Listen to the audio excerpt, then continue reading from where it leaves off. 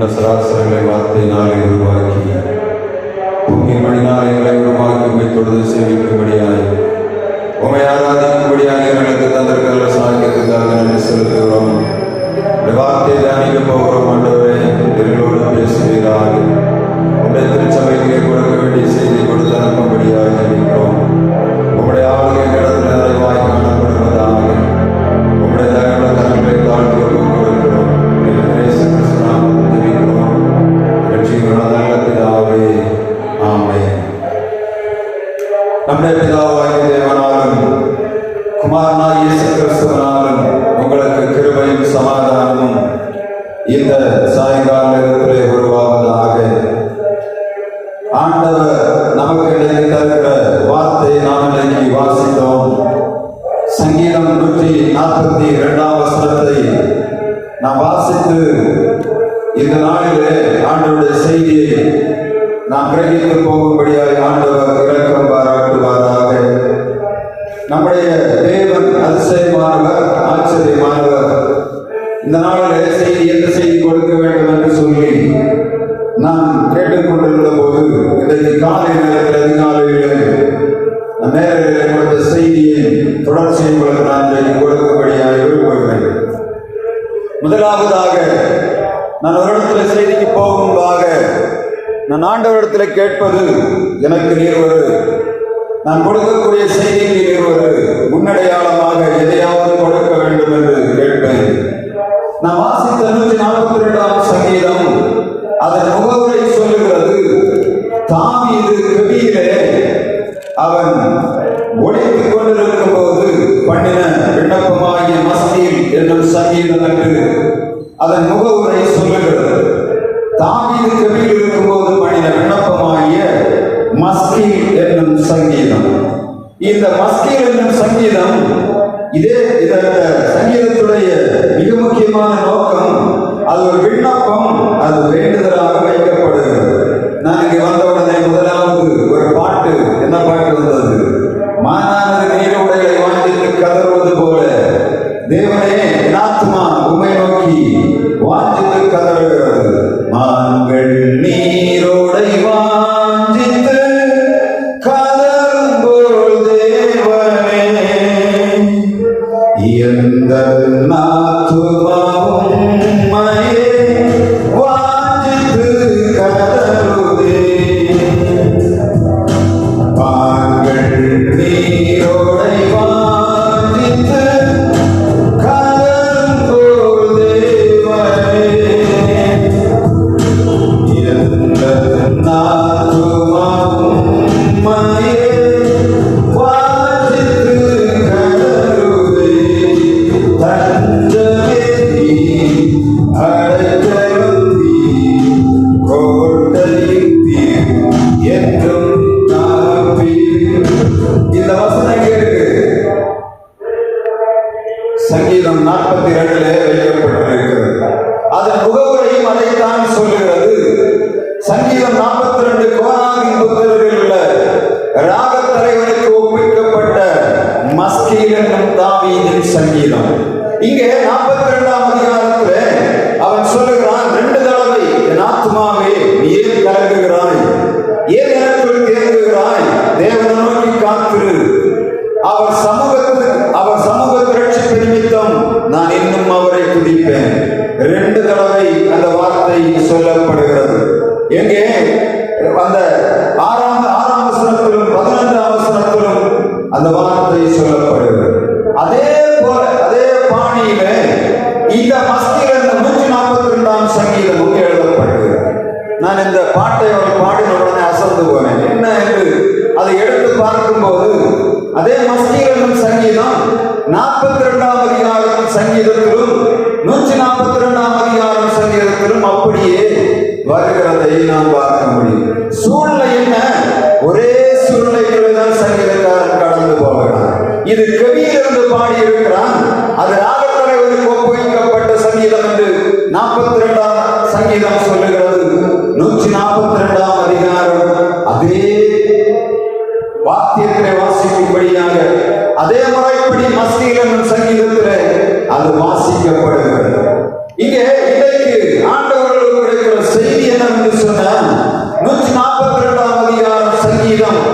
7ஆம் வசனத்திலே சொல்லப்படுவார். வாசிக்க முடியுமா? சங்கீதம் 142:7. உமது நாமத்தை நான் துதிக்கும்படி என் ஆத்துமாவை காவலுக்கு நீங்களாக்கிவிடும். எனக்கு நீர் தயவு செய்யும் போது நீதிமான்கள் என்னை சூழ்ந்து கொள்ளுவார்கள். ஒவ்வொரு சங்கீதத்தின் முடிவுரையிலும் சங்கீதத்தான் ஒரு கிளைமேக்ஸை வைத்திருப்பாங்க. இங்க பார்த்தீங்கன்னா தெரியும், எல்லா சங்கீதத்திலும் வேண்டுதல், விண்ணப்பங்கள், ஸ்தோத்திரம், துதியை வைத்துவிட்டு கடைசியில் ஒரு கிளைமேக்ஸ் வைப்பான். ஒவ்வொரு சங்கீதத்தையும் நீங்க பார்க்க தெரியும். 18ஆம் சங்கீதம் கடைசியில் சொல்லுவான், நானோ நீதியில் உமது முகத்தை தரிசிப்பேன், நான் விழிக்கும் போது உடைய சாயலால் திருப்தியாக. அந்த 18ஆம் சங்கீதம் முழுவதும் எதையோ சொல்லிவிட்டு கடைசியில வந்து ஒரு நம்பிக்கையின் வார்த்தை வைக்கிறதை நாம் பார்க்க முடியும். இந்த 142ஆம் சங்கீதத்திலும் அவன் அநேக காரியங்களை அங்கே வைக்கிறான். 142ஆம் சங்கீதத்தை நீங்க திரும்ப வாசித்து பார்த்தீங்கன்னா தெரியும், 7 வசனமும் 7 காரியங்களையும் காரணங்களையும் சொல்லுகிறது. முதல்ல அந்த வசனத்தை நீங்க பார்த்தீங்கன்னா 1ஆம் சங்கீதத்தை, அந்த 142ஆம் சங்கீதம் 1ஆம் வசனத்தை பார்த்தீங்கன்னா, கர்த்தரை நோக்கி சத்தமிட்டு கூப்பிட்டு கர்த்தரை நோக்கி சத்தமிட்டு கெஞ்சுகிறேன். அங்க பார்த்தீங்கன்னா ஒரு முக்கால் புள்ளி வைக்கப்படுகிறது. தமிழ்ல முக்கால் புள்ளி வந்தா என்ன அர்த்தம்? என்ன அர்த்தம்? அது தொடர்கிறது அர்த்தம். அப்படித்தானே? 7 வசனம் அப்படிதான் இருக்கு. நீங்க பார்த்தீங்கன்னா தெரியும், அந்த 7 வசனத்தில் ஒரு ஒப்புமை என்ன சொல்லப்படுகிறது? அவன் எப்பொழுது ஒரு வசனத்தை ஆரம்பித்தார், கர்த்தரை நோக்கி சத்தமிட்டு கூப்பிடுகிறேன், கர்த்தரை நோக்கி சத்தமிட்டு கெஞ்சுகிறேன், அவருக்கு முன்பாக என் சஞ்சலத்தை ஊற்றுகிறேன், அவருக்கு முன்பாக நெருக்கத்தை அறிக்கையிடுகிறேன், என் ஆவி எனக்கு தேடும் போது நீர் பாதி அறிந்திருக்கிறீர், நான் நடக்கிற வழியில் மறைவாக எனக்கு கண்ணி அறிவித்தார்கள். அப்படியானால் முக்கால் புள்ளி பாதி ஒரு காரியமாக இருக்கிறது, இன்னொரு பாதி இன்னொரு காரணமாக காணப்படுகிறது. இங்கே அந்த 7ஆம் வசனத்திலே அவன் முடிவுரை வைக்கிறான். என்ன வைக்கிறான்?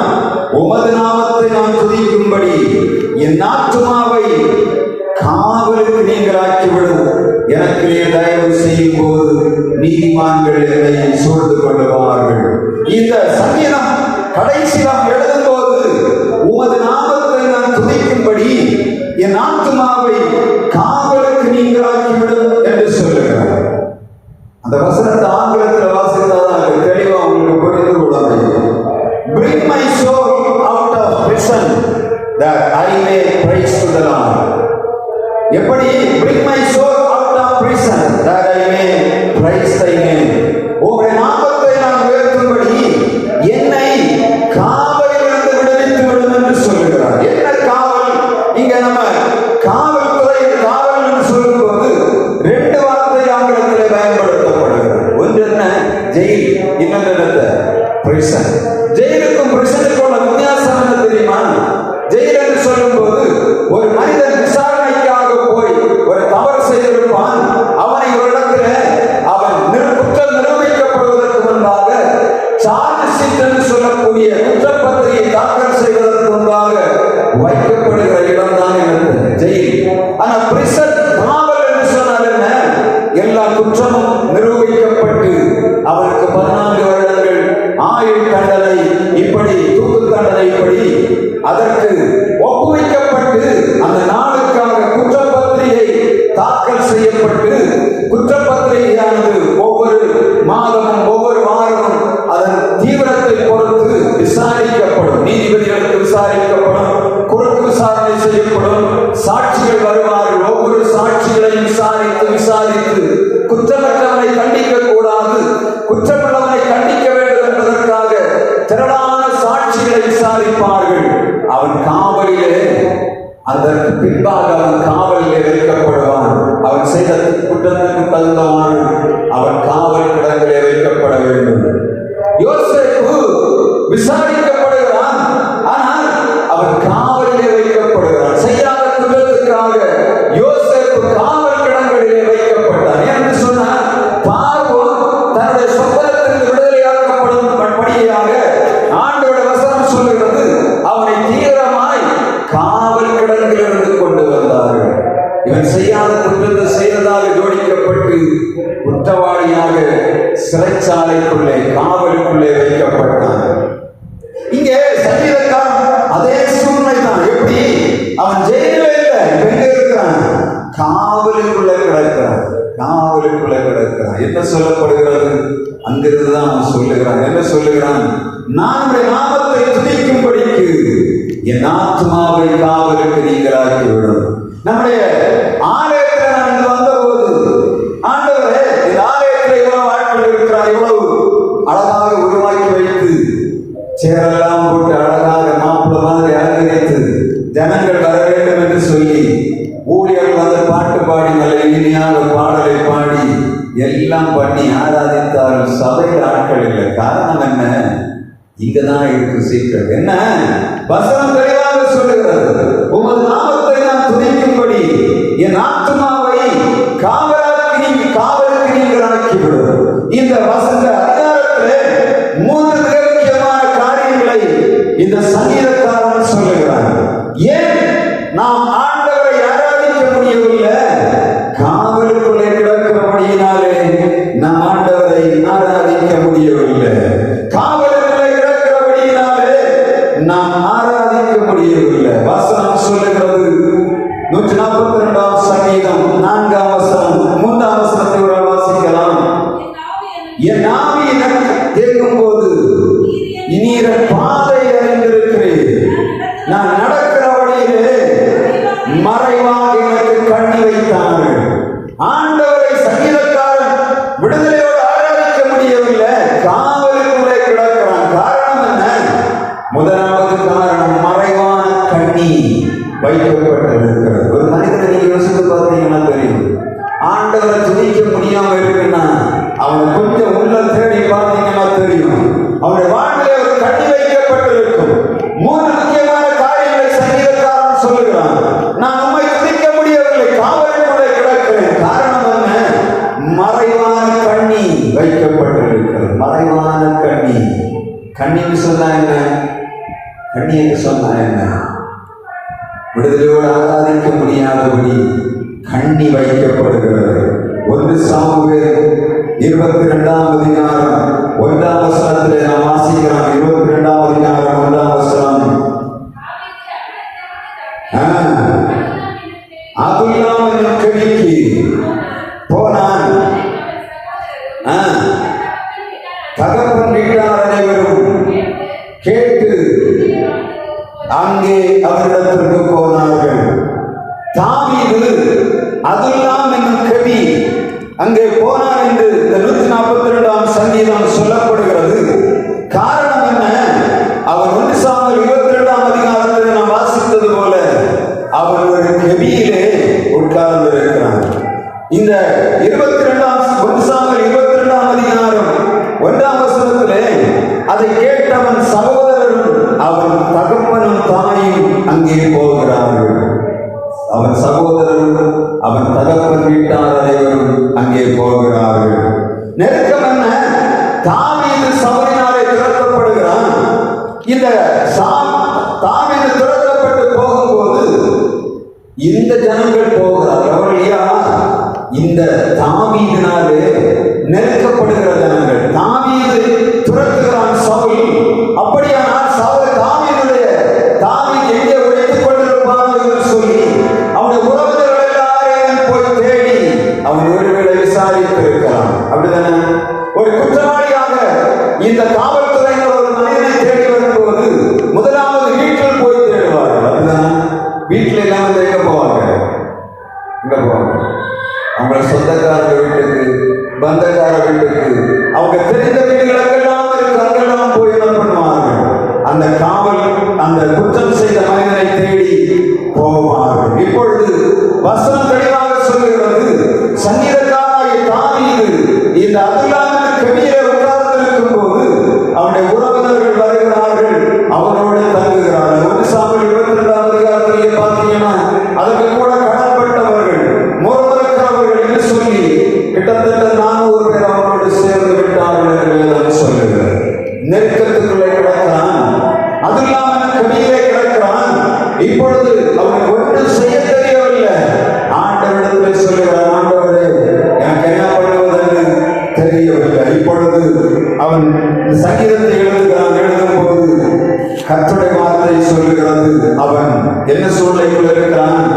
அவன் ஆண்டவரை துதிக்க முடியாத சூழ்நிலைக்குள்ளே கிடக்கிறதை நாம் பார்க்க முடியும்.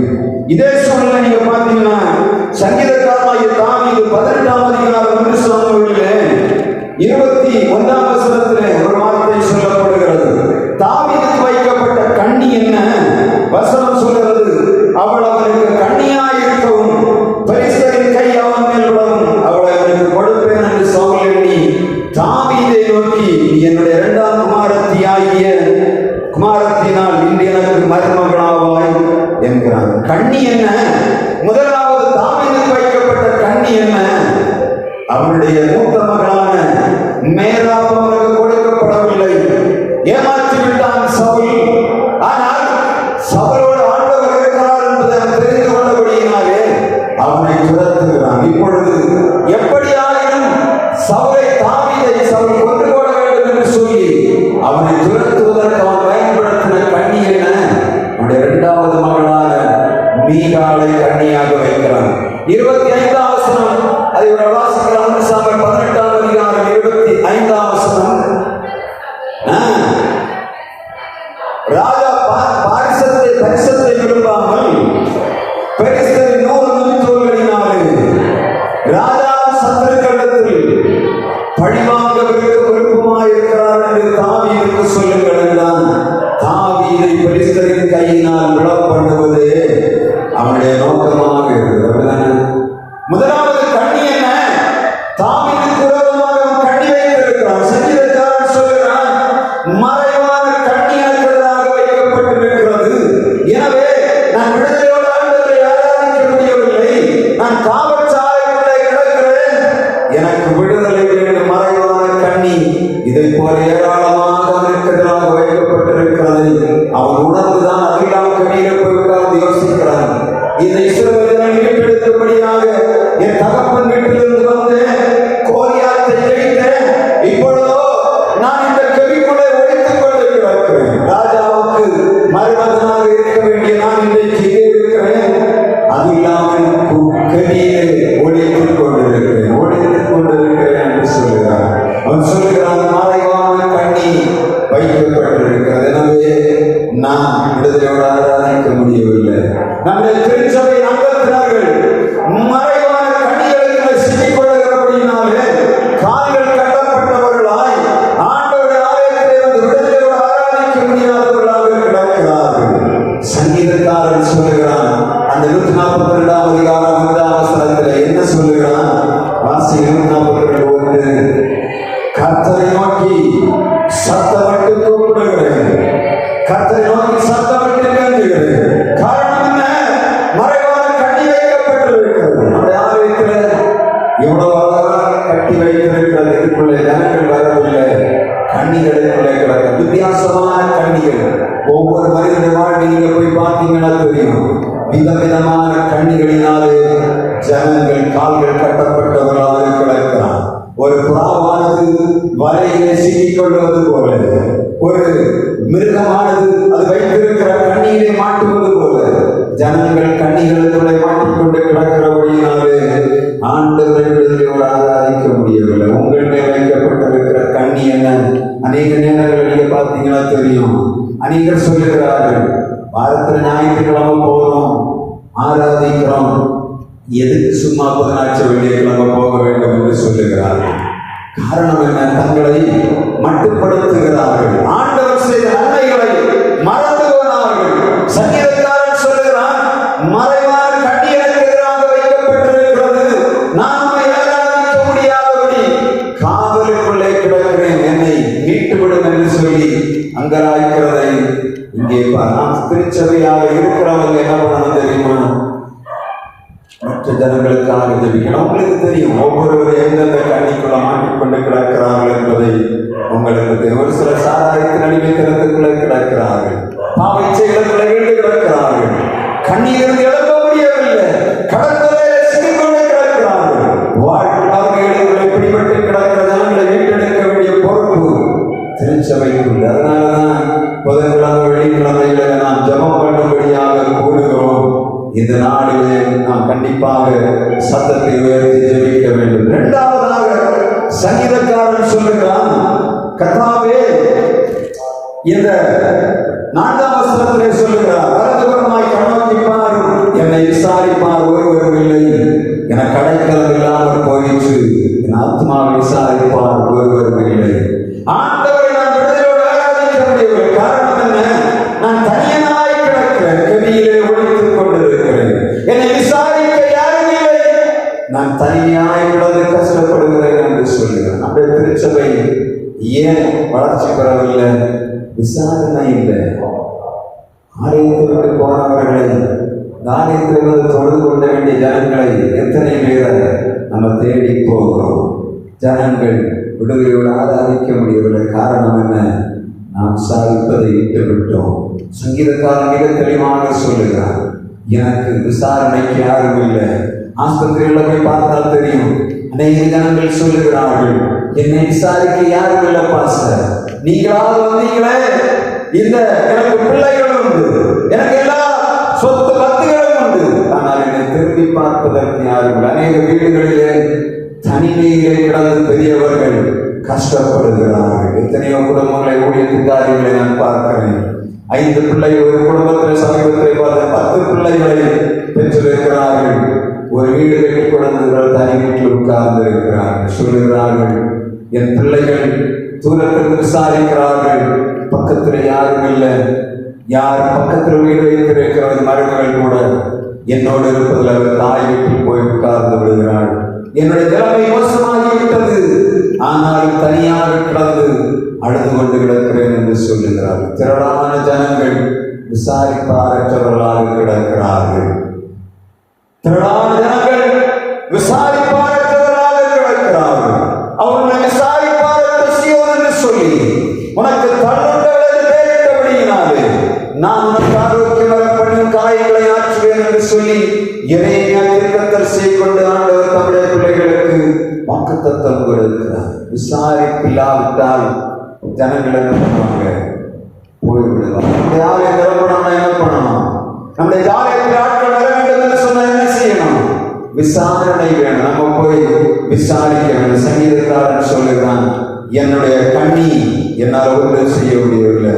3வது அவன் சொல்லுகிறான், என் சத்துருக்கள் 6ஆம் வசனம் கூக்குரலுக்கு சொல்லிவிடும், நான் மிகவும் தாழ்த்தப்பட்டேன், என்னை பின்தொடர்பவர்களுக்கு என்னை தப்புவியும், அவர் எதிரில் பலவான்களாக இருக்கிறார்கள்.